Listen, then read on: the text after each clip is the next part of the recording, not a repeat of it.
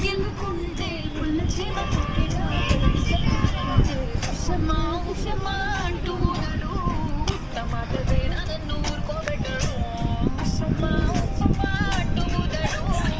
టమాట వేరా నన్ను ఊరుకోబెట్టడు ఆడి పిచ్చి పిచ్చి బుద్ధులోన మునిగి తేలుతుంటే